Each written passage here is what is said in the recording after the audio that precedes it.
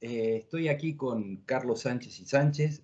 El doctor Sánchez es profesor e investigador en la Facultad de Ciencias Políticas y Sociales de la Universidad Nacional Autónoma de México.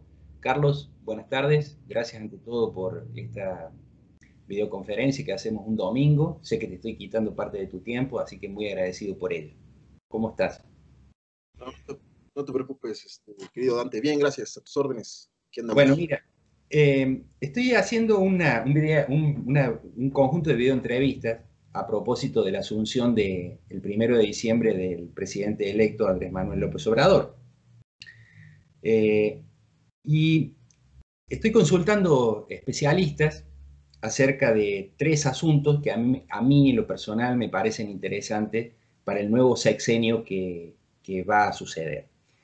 La primera cuestión es que me gustaría que hicieras una reflexión, en la medida de lo posible y con los datos que existen, acerca de cómo evalúas tú, cómo ves el asunto o en su defecto, cómo lo han visto los otros especialistas y la opinión pública, si hay alguna diferencia sustancial, alguna especie de evento distinto, diferente, entre esta transición de gobierno federal a gobierno federal a otras del pasado. Por ejemplo, a la de Zedillo con Fox, para poner un ejemplo reciente entre el PRI y el PAN, o a la de Calderón con Peña Nieto, que es una transición entre el PAN y el PRI.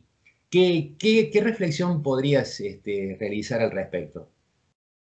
Es muy interesante tu pregunta porque precisamente en mis cursos fue uno de los ejemplos más recientes que he puesto señalando la particularidad de esta transición que se da entre gobiernos, cuyo primer indicador es el número de reuniones que han sostenido el presidente saliente y el presidente electo. No tengo el número exacto, pero pues sí, pero sí. En cantidad, por mucho, y no estoy equivocado, estoy completamente seguro, han sido más las reuniones, eso a nivel cuantio, ahora te explico el fondo, ¿no? Ha sido más el número de reuniones entre el presidente Enrique Peña Nieto y el presidente electo Andrés Manuel López Obrador, lo cual contrasta exactamente con, por ejemplo, el número de reuniones, si fue ya hace tiempo, estaba más joven, pero lo recuerdo bien, entre Zedillo y Fox, que no fue más allá de, obviamente, felicitarlo, reunirse para felicitarlo, una más, creo, y párale de contar, porque acordaron, que por cierto, después de a Fox eso le estalló un poco en la cara, la cantidad de dinero que le iban a dar para la transición, que se les da siempre una cierta cantidad de millones de pesos para que puedan hacer su transición, pagar oficinas, planear, etcétera, que fue una cantidad muy fuerte que se le dio al gobierno foxista, pero Cedillo haciendo gala un poco de su actitud de desinterés, o sea, él ya cumplió, presidente de la democracia, pum, te doy tu dinero y bye. Y no volvió a llamar la atención, o sea, no era que se reunieran cada mes, cada determinado tiempo. Y con Fox, digo, con Peña y con Calderón, lo mismo, se fue una reunión de una o dos veces y igual acordaron los montos, etcétera, obviamente otras cosas, y no era cotidiano como ahora lo es, en este interludio de 90 días, de que se reunieran seguido, todavía antier, hace 2 o 3 días tuvieron una reunión los dos presidentes, el electo y el constitucional, para acordar la toma, cómo va a ser la ceremonia del próximo sábado, y así ha sido el tenor, ¿no? Se han reunido, porque, y yo creo que tiene una razón de ser ese número de reuniones, porque a diferencia de Zedillo a Fox y de Calderón a Peña, no había una diferencia sustancial en términos de ajuste de políticas públicas, ajuste de la estructura o de la dimensión burocrática, ¿no?, de la administración pública federal, y en política práctica, pues, o política real, no había, digamos, mayores diferendos, vamos a ponerlo en términos amables, no había cuestiones álgidas o dolores que estuvieran ahí latentes que habría que resolver en términos de, por ejemplo, corrupción, combate a la corrupción. O sea, fue un tema que no ha estado, no estuvo, ¿no? Fue una, y lo platicaba con un otro académico de la UNAM que está en Yucatán,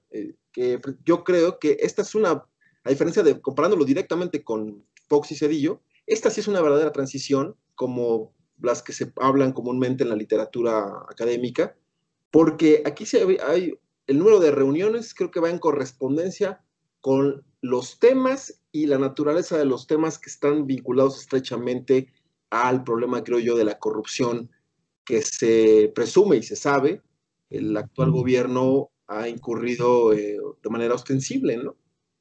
Y creo que es una hipótesis mía de pues, que hay una cantidad de acuerdos y de negociaciones que se traducen fundamentalmente en el discurso del presidente electo de que él va a perdonar todos los casos de corrupción que se cometieron en este sexenio y previamente, y que borrón y cuenta nueva, ¿no?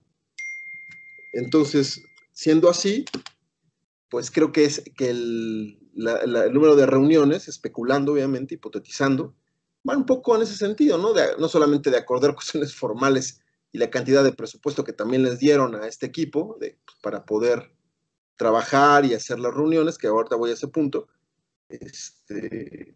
sino creo que también van en función de hacer amarres, hacer acuerdos, y que creo que hoy se confirma con la portada de Proceso, que es un medio que tú conoces, una revista de muchos años, casi 40 años, que hoy señala en su portada de que perdona a cambio de estabilidad política. Okay.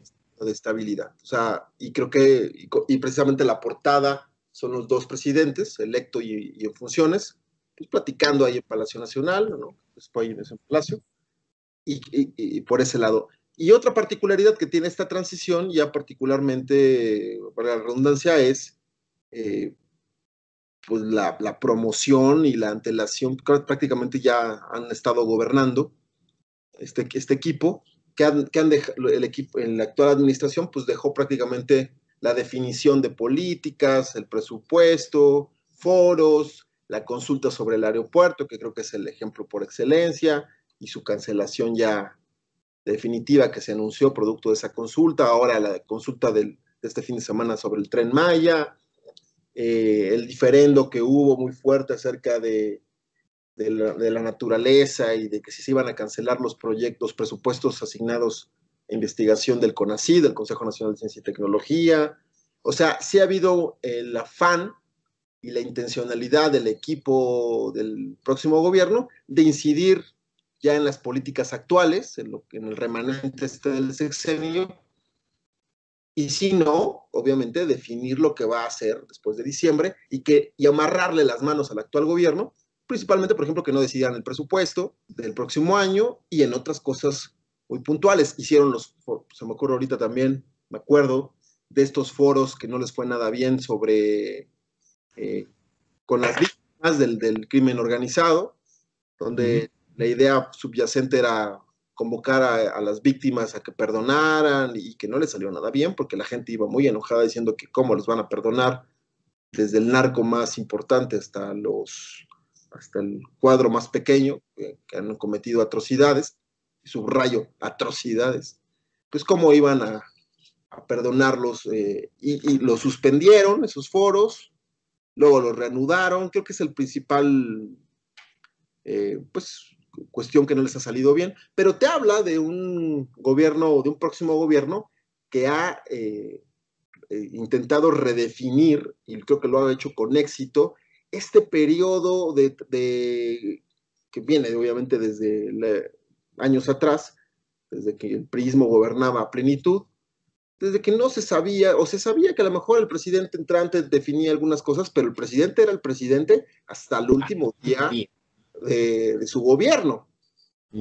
Eso con el priismo, ¿no? Que se termina propiamente la dominancia u hegemonía en el 2000, pero que en los gobiernos exactamente con los que tú preguntas, Fox, Cedillo Fox y Peña Fox con Calderón, y Calderón con Peña, pues no había existido una mayor presencia mediática y real, porque a veces lo mediático no es lo real, tú lo sabes, es de los gobiernos, de los próximos gobiernos que demostraran realmente una voluntad, y así lo pongo, una voluntad de poder, ¿no? Una voluntad de hacer cosas, y eso te habla de una completa redefinición que me atrevo a pensar que posiblemente a lo mejor uno de los cambios fuertes del próximo sexenio sea reducir ese tiempo, ¿no? Porque no, o dejarlo así, porque no creo que se vuelva a observar una actividad tan fuerte como se ha visto ahorita. Entonces, sí, creo que en esos dos niveles, ¿no? El nivel de la negociación política que se da con este tipo de reuniones, o con esta frecuencia de reuniones, y que también, yo creo que también explican esta actividad muy importante que ha tenido el gobierno entrante para plantear cuál va a ser el cariz de su futuro gobierno en términos de políticas fundamentales, ¿no? Del perdón, de la reconciliación, de la austeridad, en fin, ¿no? Creo que esos dos ejes están presentes en la frecuencia de reuniones y en la actividad propiamente de los equipos y del presidente electo mismo, ¿no? Que solo se tomó una semana de vacaciones. Eso te habla de que le dio con todo desde un inicio, una semana nada más, y desde entonces no ha parado. Déjame hacerte una pregunta ahora y luego voy a retomar el tema, este tema que planteaste casi al final de la entrevista. La pregunta que te quiero hacer es la siguiente. Tú citas a la revista Proceso, que en su portada da a entender al público, digamos, que hay un pacto entre gobiernos, digamos, hay un pacto entre cierto grupo político Ajá, sí. y el nuevo gobierno a cambio de, tú lo pusiste acá, de estabilidad política a cambio de impunidad, digámoslo así. O, Dale. sí, impunidad. Eh, ¿Eso tú lo das como, eso es un hecho o es una especulación de ciertos grupos intelectuales, comunicacionales y políticos? ¿Tú crees que ya es un hecho o el gobierno va, el gobierno, me refiero al próximo gobierno, Andrés Manuel, de alguna manera va a tener que dar marcha atrás de ese asunto? Por presiones populares, por los mismos grupos de votantes que adhirieron a Morena. ¿Tú crees que va a poder manejar ese asunto? Eh, no es una especulación únicamente de académicos o intelectuales, el mismo presidente electo Ha lo ha dicho. dicho y se lo Sí. dijo hace una semana más o menos a Carmen Aristegui, que es una periodista muy importante aquí en el país, muy crítica del gobierno que sale y en general, pues crítica de cualquier tipo de situaciones, y exacto, le preguntó, y una de las frases del presidente más o menos fue esto mismo, ¿no? De que que la estabilidad pasaba por una cuestión de perdonar y de empezar y no mirar hacia atrás, y que él estaba más preocupado, Por lo que pues, venía. lo cual dio o produjo una cantidad de esta nueva estrategia de comunicación que, bueno, hasta se han especulado que tiene un impacto muy importante en las opiniones de los memes, ¿no? En las redes sociales, donde ponen al presidente diciendo cómo va a combatir a la corrupción, y abajo ponen perdonando a los corruptos. Entonces está la burla, ¿no?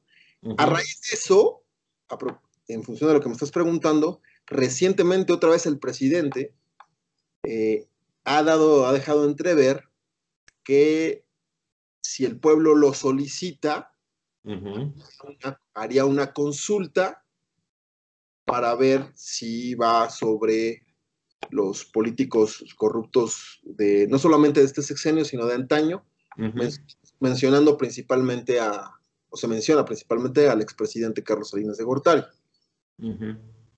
Lo cual me hace pensar exactamente de que ya no, entonces hay una certidumbre acerca del cumplimiento de este pacto, y creo que una medida de presión viniendo del medio del que viene, que es Proceso, se da ahora con esta portada, ¿no? Finalmente es un mensaje, así yo lo veo, que le puede estar mandando proceso y todo un sector que otrora lo apoyaba, del periodismo pues de izquierda o periodismo político y periodismo militante, ¿no? Correcto. Que le dice, oye, pues ¿qué pasó? ¿No? Pues, ¿cómo que los vas a perdonar? ¿No? Entonces, yo creo que ahorita se va a abrir un periodo de incertidumbre, pero a partir de la próxima semana que tome protesta, sobre si va a cumplir y a consolidar, que incluso fue una promesa de campaña, ¿eh? No es una cuestión de la transición, fue una cuestión de campaña que incluso le ayudó a ganar votos en la clase media. O sea, a ver, yo voy a perdonar, no, bueno, no hay broncas, y que se resume en esta frase de campaña muy simplona, pero muy efectiva, de abrazos, no balazos. O sea, obviamente aludiendo también a una futura política de seguridad, que no se está cumpliendo, por cierto, de que iba a desmilitarizar el país, pero que también engloba esta actitud de, güey, borrón y cuenta nueva, muy mexicana, ¿no? Bueno, muy mexicana en particular, pero ya no hay bronca, borrón y cuenta nueva, no miremos al pasado, veamos hacia adelante. Entonces, ha sido una cuestión constante que hasta ahora creo que se está viendo fuertemente cuestionada por sectores que como tú bien señalas, están esperando justicia. Sí, claro. Están, en el mejor de los casos, o a cuentas en el otro sentido, y que creo que hoy, si jugamos a una interpretación más allá de lo formal que pueda traer, no la he revisado la revista, pero pues yo creo que es un mensaje diciendo, pues, ¿qué pasó, no? O sea, si va a haber un cambio, que sea un cambio. Que es algo que, remontémonos un poco más, hace 18 años, se le criticó a Fox y se le señala que eso fue a la larga lo que marca el fracaso del gobierno de Fox de no haber encarcelado a muchos periodistas, muchos actores sindicales, corporativos, etcétera, que le hubiera permitido realmente hacer un cambio de régimen. Es correcto. Y cambiar por completo el sistema político. Entonces, se está ahorita comparando mucho el inicio foxista con el inicio López Obradorista, creo que van a empezar más fuertes las comparaciones por esta actitud titubeante de sí, no, te perdono, o unos sí, otros no, y pues también se está viendo muy mal de que como la justicia consulta, ¿no? Pues si hay alguien que ha cometido un delito, pues vas como cualquier ciudadano, pones tu denuncia en el Ministerio Público y se abre la carpeta, ¿no? Y si eres culpable, pues te castigan, y si eres inocente la libras, pero no, pongo a consulta si es culpable o inocente, o debo de perseguir o no a fulano o mengano. Pues eso sí, desde mi punto de vista, pues está mal, ¿no? Sí, seguro. Oye, déjame pasar a un segundo tema, que yo creo que está conectado con lo que estás hablando, y sería lo siguiente.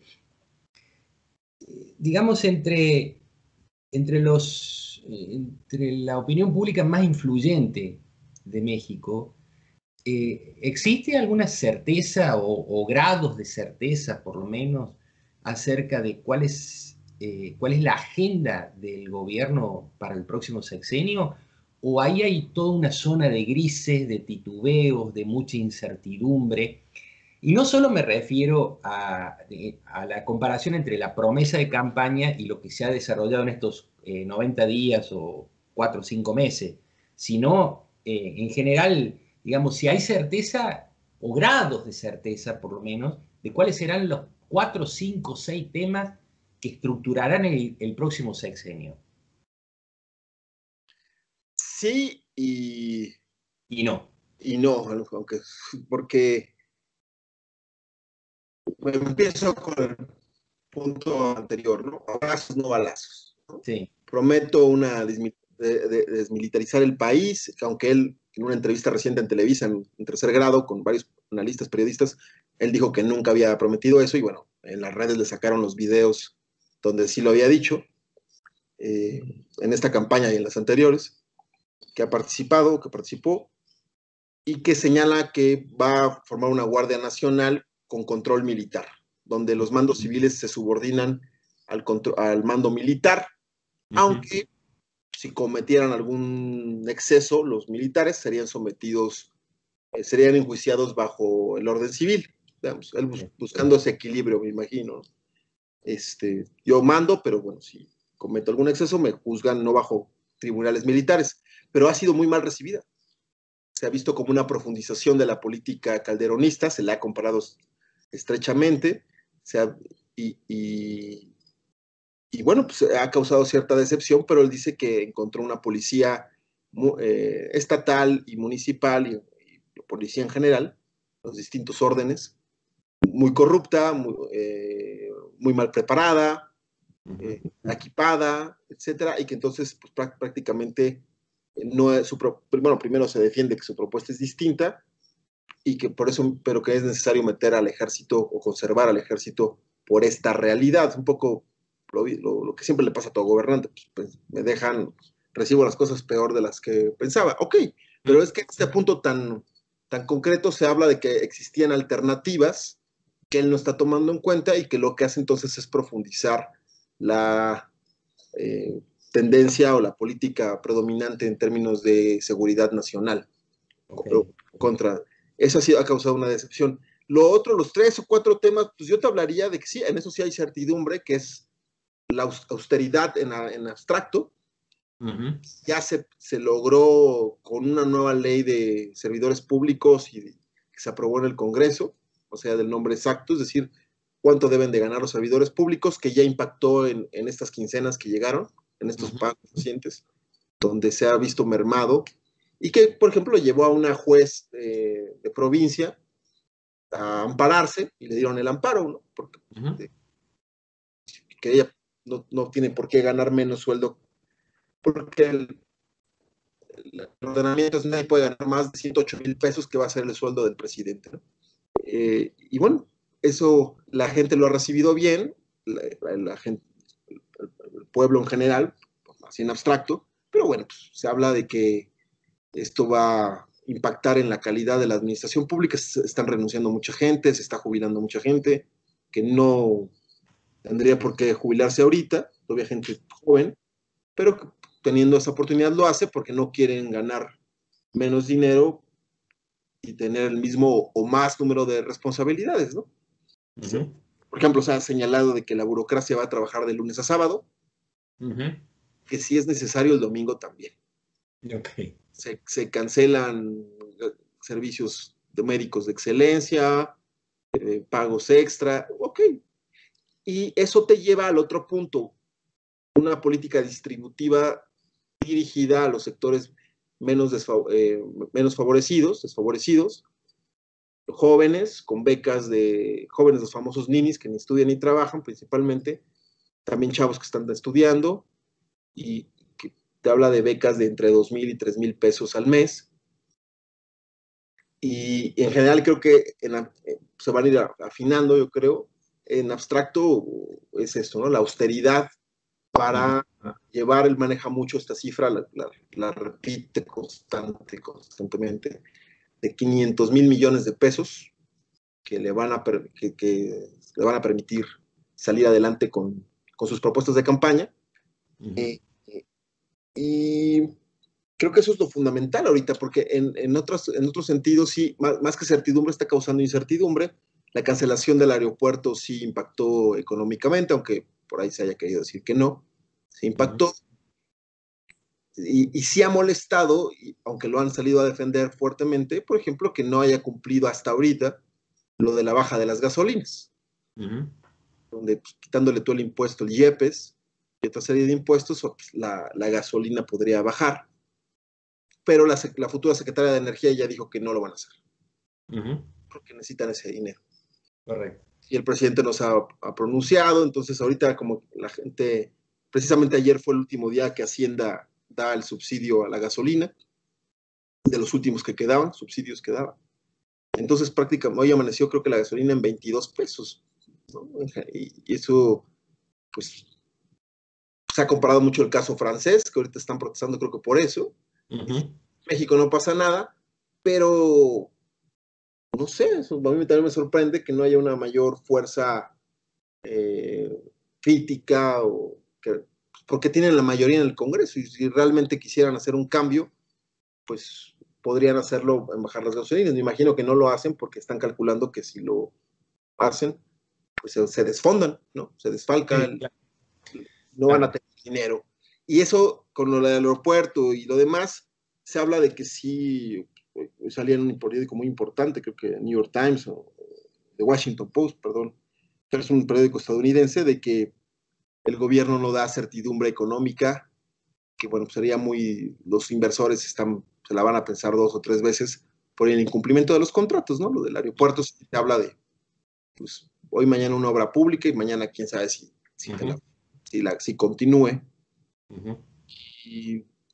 Pero pues la gente creo que todavía tiene confianza en este gobierno, en el próximo gobierno, en la medida en que se cumplimente esta política de austeridad, que se traduzca en una redistribución que él nuevamente ha prometido, se va a llevar a cabo con los sectores más desfavorecidos, eh, aumentar la pensión a adultos mayores, pero aumentaron la edad para poder obtenerla. Claro. O sea, pero esas cosas como que no han logrado todavía permear en la opinión pública para señalar precisamente el contraste entre lo que prometiste y lo que va a hacer, que no se corresponde al 100% y en cosas fundamentales, no en detalles, sino cosas fundamentales, como esto de, bueno, voy a aumentar la pensión a adultos mayores, pero ya no van a ser 65 años, van a ser 68 años, o sea, 3 más. Y eso te impacta la pirámide poblacional porque entonces son millones de personas que se te van a tener que esperar mucho tiempo, 3 años, un buen rato, para poder acceder, y eso te permite, pues tú lo sabes, margen de maniobra en el manejo del dinero, pero pues hasta ahorita no ha habido mayor reclamo, ¿no? Déjame hacerte dos preguntas con respecto a esto. Uh-huh. La primera es, tú hablas de una especie de mensaje en abstracto del gobierno electo acerca de la austeridad. Como un mensaje, como una austeridad republicana, muy en abstracto, ¿no? Donde parecería que ser austero siempre es mejor a no serlo, en ese sentido, sin discriminar muy bien en qué cosas y en qué cosas no, etcétera, etcétera. Ahora, esa ambigüedad con respecto a la austeridad se relaciona bien, embona, por decirlo de una manera, hace match con el concepto también muy vago de la corrupción. O sea, porque a mí me da la impresión, por lo que estás contando, de que el discurso este muy vago de la austeridad es como una manera de complementarse con el discurso también vago de qué significa la corrupción dentro del Estado.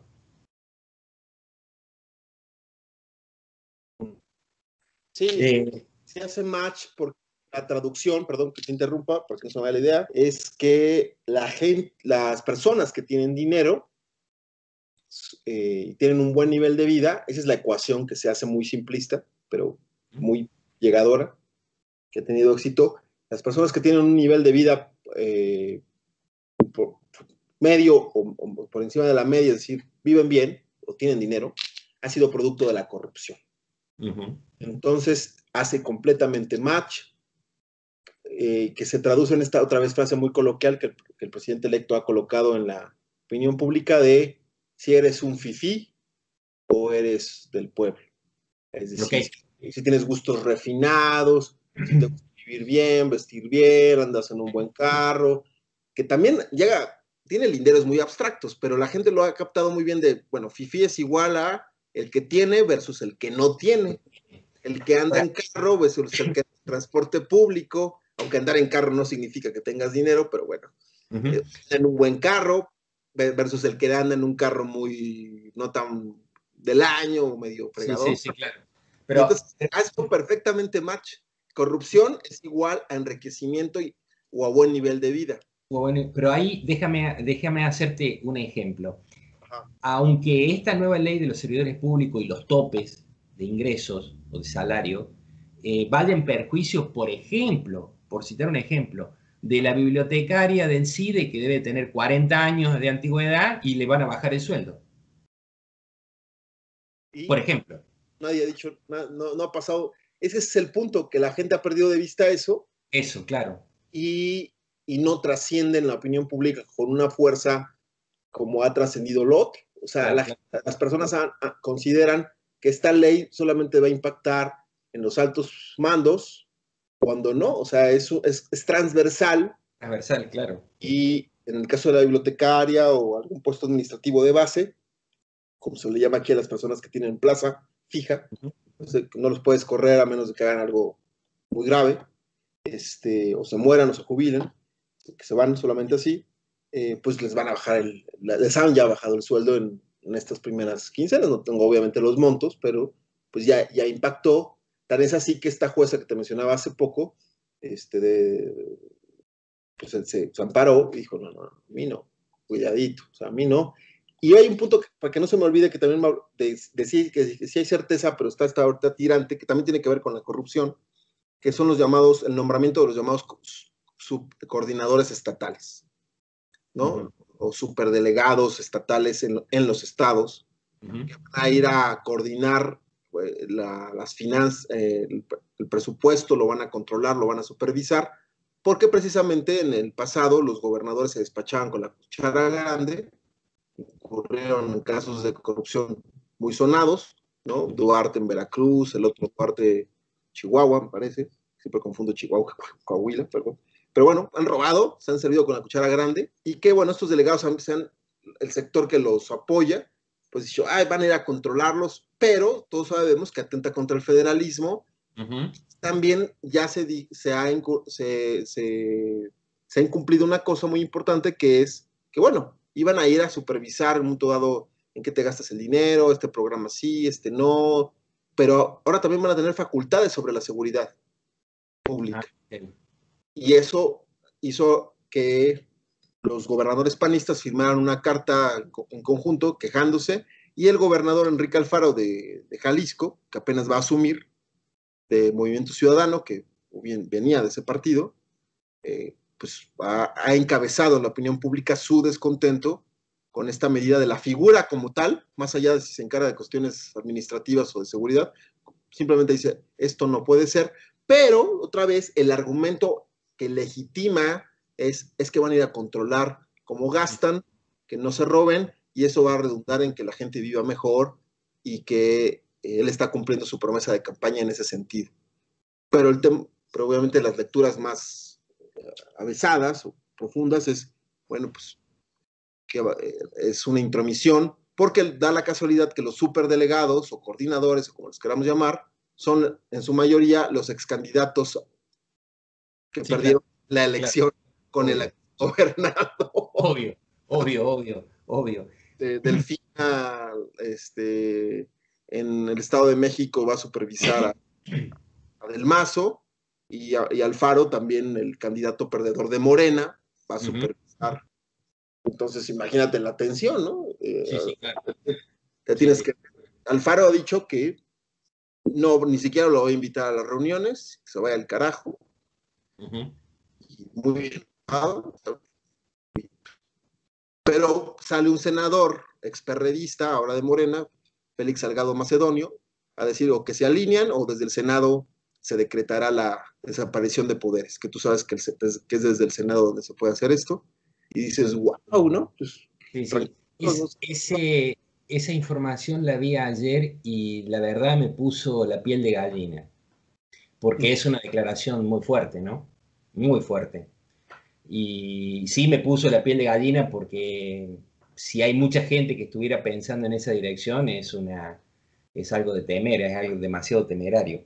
Oye, antes de pasar al tercer bloque, déjame hacerte una pregunta Sí. que sería la siguiente. ¿Tú crees que el gobierno de Andrés Manuel va a ser un gobierno caracterizado más bien por sus políticas, valga la redundancia, de reforma política o por políticas más bien de corte distributivo? Es muy buena tu pregunta, porque me permite colocar que creo que el quid del asunto de lo que ahorita va a hacer el gobierno, que es toda reforma política va a estar legitimada por una aura distributiva, es decir, Ok, cualquier cambio, como ahorita acabo de poner los coordinadores estatales, o por ejemplo en el caso de los órganos autónomos, que se habla que él no es simpatizante de este tipo de organismos, Coneval, Instituto Nacional de Acceso a la Información, el INE con doble E, el INE electoral. Sí. Se tiene la certeza de que va a meter mano,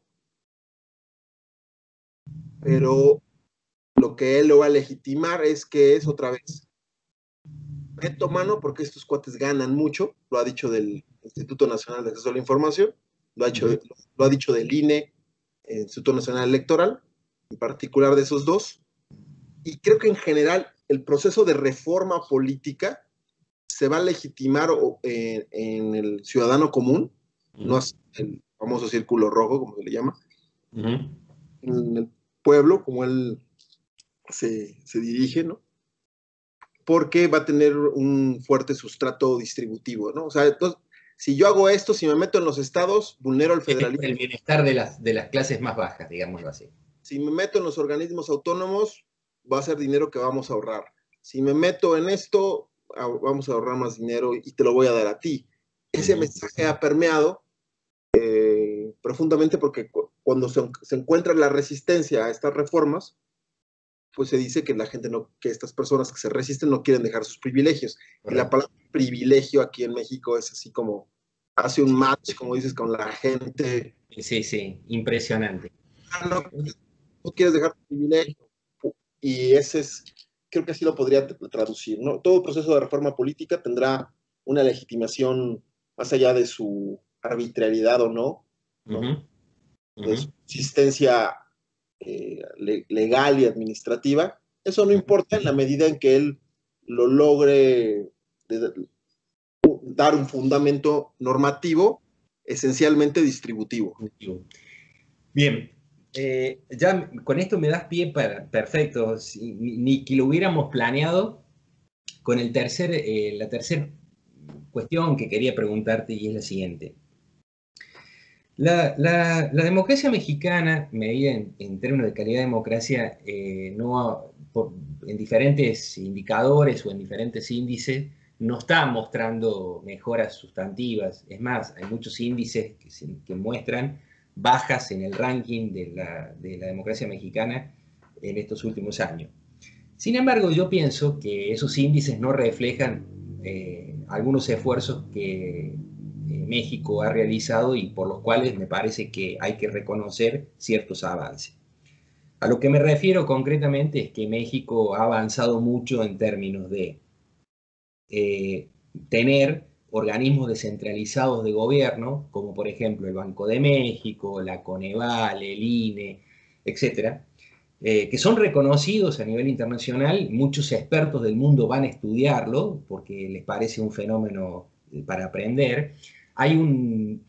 Los integrantes de esos organismos tienen un nivel profesional altísimo, reconocido a nivel internacional, y con lo cual uno diría, bueno, en fin, estos organismos es el resultado de muchos años de esfuerzo, de muchos recursos volcados a ellos, y uno esperaría que el próximo gobierno intentara consolidar aún más estos organismos y no mantener una relación titubeante o de claros oscuros.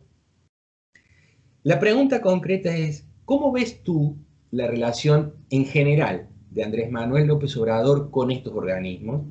Y en particular, ¿cómo se ve la relación de él con el experto, que muchas veces en el lenguaje aparece como la meritocracia gubernamental?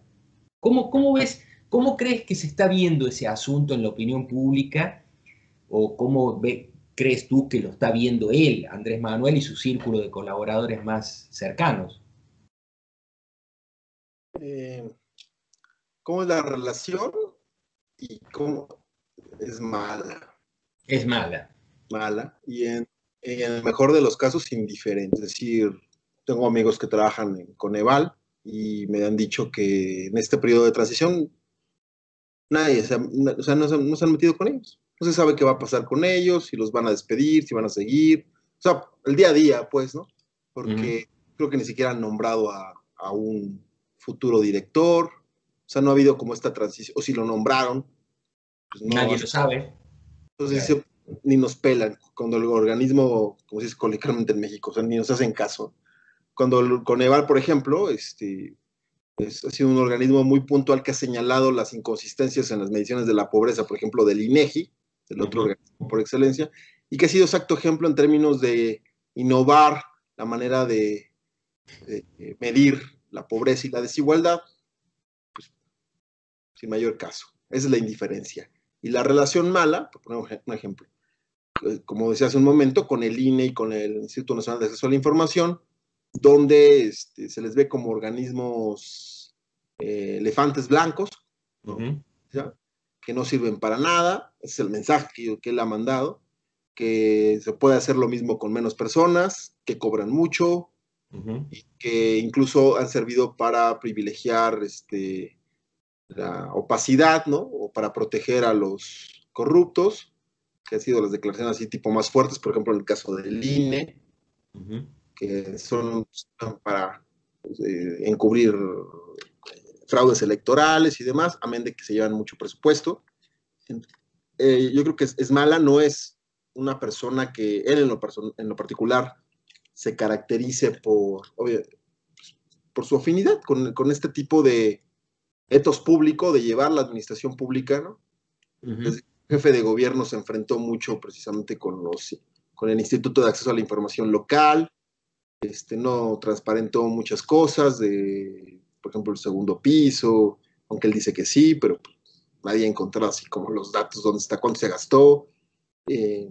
Entonces, eso te habla de una relación tirante que viene de años y que ahora eso sí es consistente, ¿no? No le parece. Ese es el grado de incertidumbre que están viviendo estos personajes que dirigen estos organismos, creo yo ahorita, porque no se les ha tomado en cuenta o no se sabe qué va a pasar con el futuro. Por ejemplo, en el caso del Instituto Nacional de Evaluación Educativa, el INE con doble E, se quejaron en algún momento en este periodo de transición de que no los tomaron en cuenta para tomar la decisión de cancelar la reforma educativa, lo cual, a propósito de tus preguntas anteriores, es otra certidumbre. O sea, la reforma educativa se va a cancelar. Ya va para atrás. Ajá, Va para atrás. va para atrás junto con el aeropuerto, cosa que no ha ocurrido así con la energética, ¿no?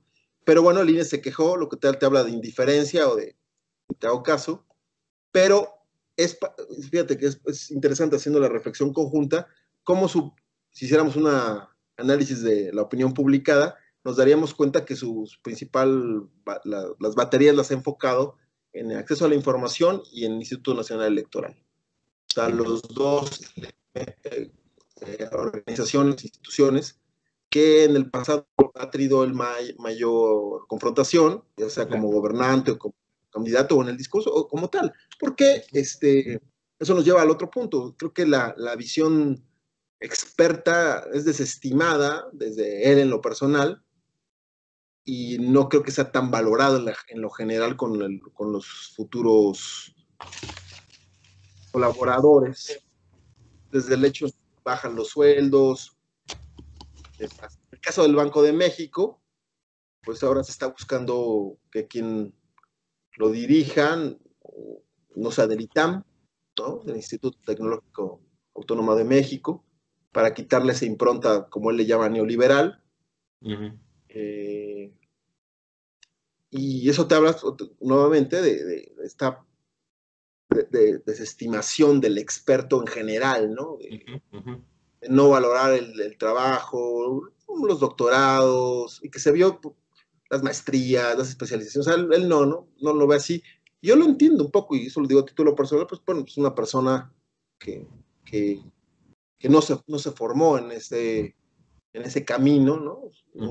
Es un político profesional, exitoso obviamente, pues va a ser presidente, pero que en términos académicos, pues no te habla de un trayecto mínimo de calidad, ¿no? O sea, pues se tardó 14 años en titularse, no tuvo buenas calificaciones, y eso querámoslo o no, eso sí, incluso lo he dicho con mis alumnos, pues sí te habla de una visión muy personal de ver la política, la administración, la economía. Tienes la sensibilidad suficiente pues terminas como viendo por debajo del hombro al experto y otra vez catalogándolo de fifí, que esto y que lo otro, y que se vio, creo que lo confirma lo que estoy diciendo, el desplegado que acaba de firmar un grupo de expertos acerca de la inviabilidad del Tren Maya, Sí.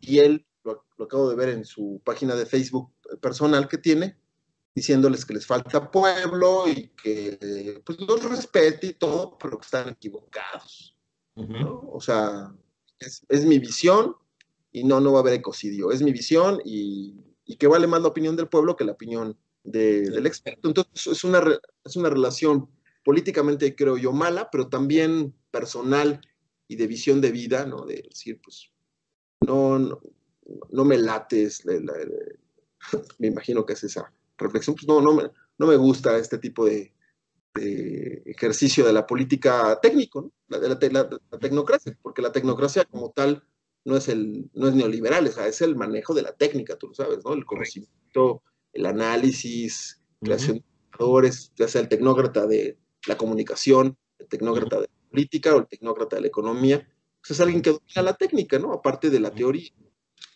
Pero esa visión de la tecnocracia no se tiene en México. Es el tecnócrata neoliberal, desalmado, que no conoce el pueblo, que jamás ha subido al metro, que no, pues el tecnócrata es el chavo que trabaja en Coneval, Así es. que va en el transporte público y que quiere llegar a Coneval temprano porque si no le descuentan y que llegue y prende su computadora y baja el programa. Pues eso es un tecnócrata. Correcto. Déjame, te voy a cerrar esto con una metáfora Sí. para que tú me digas qué opinas de ella, si te enojas o no. eh, te voy a provocar un poco. Muy bien.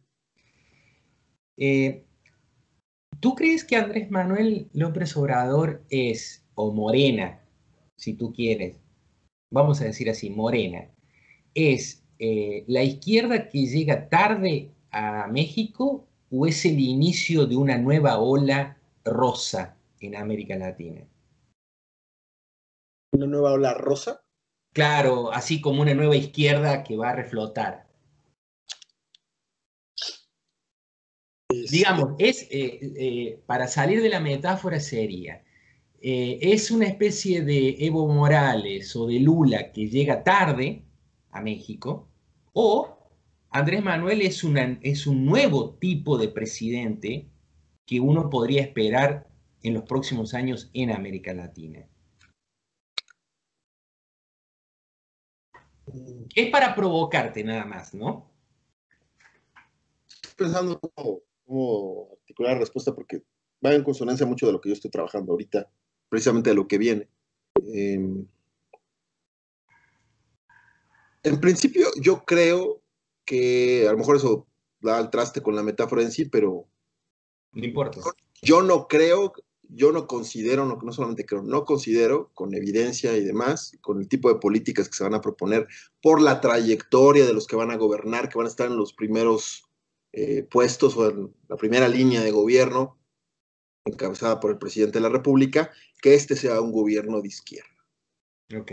Este no es un gobierno de izquierda, este es un gobierno eh, neopriista de, eh, del priismo estatista, o es un Ok. gobierno, quítale lo priista, es un gobierno pro Estado, pro intervención estatal, y le puse el adjetivo de priista, de alusión al Partido Revolucionario Institucional, porque al ser Andrés Manuel un expriista formado en sus primeros años de actividad política en el priismo, que basó su dominancia política en la preeminencia de un pacto social, ¿no? Que el pacto social era lo que le daba legitimidad al gobierno, el cumplimiento de una serie de demandas, valga la redundancia, sociales, que se traducían en instituciones concretas como el Seguro Social, el ISSSTE, programas, etcétera, y que conllevó al ensanchamiento del Estado, que como sabemos en los 80s tiene un punto de inflexión negativo, un fracaso, y entran los neoliberales con la visión contraria. Yo creo que este gobierno es pero, contradiciéndome, podría ser visto como izquierda asumiendo que la izquierda en México defiende ese programa. Correcto. O sea, se está defendiendo la intervención estatal y el regreso de este pacto social basado en la intervención estatal. Para mí esa es la izquierda mexicana que está o que va a llegar a gobernar si le aceptamos esa etiqueta de izquierda. ¿Por qué no es de izquierda? Yo sé que no lo estás preguntando, pero lo respondo.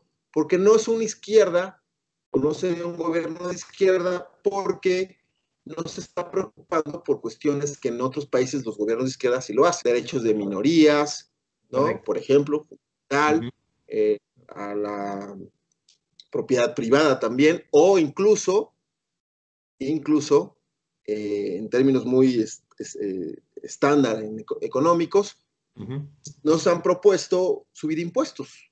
O sea, no hay un planteamiento de una reforma distributiva basada en la cuestión hacendaria, sino que van a dejar todo como está, que fue otra de las promesas de campaña y que lo ha reiterado. Entonces, en distintos foros dicen, bueno, hasta los demócratas en Estados Unidos, cuando llegan, hacen primero subir impuestos y saben los contribuyentes que cuando llega un demócrata, pues te va a subir impuestos, que es el gobierno progresista o liberal, allá no llaman de izquierda, pero que tendría su equiparación en América Latina con esto. Entonces, ni siquiera, por eso yo no me atrevo a llamar lo que es una izquierda, es un gobierno que pretende un retorno a la intervención estatal, con prácticas también políticas propias del sistema político mexicano, que lo caracterizaban en el pasado, con un presidente fuerte, un centralismo político en la práctica, con, es decir, gobernadores controlados, con una mayoría legislativa que la consiguió también producto de la votación pasada, y con una subordinación al Ejecutivo que fue una de las piezas claves del funcionamiento del sistema político mexicano, que parece que hoy se van a repetir. Si va a ser o no una tónica en América Latina, sí, el modelo ahora mexicano, no me atrevería a decir que es equipararlo con Bolivia o con incluso Venezuela, si el modelo mexicano tiene éxito en lo distributivo. Si Andrés Manuel no da resultados en 3, 6 años, sí, yo creo, y estoy escribiendo algo al respecto, que podríamos estar en un escenario tipo Brasil, donde los candidatos que vengan, es una cuestión que yo estoy trabajando fuertemente, voy a empezar a trabajar, los candidatos que vengan tipo Bolsonaro van a vincular el fracaso económico con las políticas progresistas, muchas o pocas que existan, en términos de respeto a las mujeres, obviamente, a los sectores vulnerables, al sector lésbico-gay, matrimonio igualitario, y un respeto a los derechos humanos en general. En particular, Trump, Bolsonaro, ahí están 2 ejemplos, más bien ese es el riesgo. Sobre todo Bolsonaro, ¿no? Que sería un caso mucho más próximo culturalmente. Entonces sería eso, y que es el éxito de Bolsonaro, ¿no? Lograr vincular, mira, fracasaron económicamente, primero porque son malos, son corruptos, y porque han permitido, le han dado cabida a estos nuevos sectores de la sociedad que van en contra de la familia. Y en un país, pues como lo es el mexicano, que a lo mejor ya no es predominantemente católico, pero sí con una moral judío-cristiana, ¿no? Pues puede activar, y sí creo yo nos conduciría a un escenario muy desfavorable, donde podría surgir un personaje tipo el Bronco, que muchos se burlaron de él, pero tuvo 2 millones de votos. Sí, nada despreciable, ¿no? Nada despreciables, y que podría regresar con este discurso de te mocho la mano si robas, la mujer debe quedarse en su casa, y que logró 2 millones de votos, y que yo, mis estudiantes, muchos me han dicho ahora que votaron por él, y son chavos de 19, 20 años, porque se les hacía chistoso, pero yo también creo que sea chistoso, yo creo que por ahí les movió algo,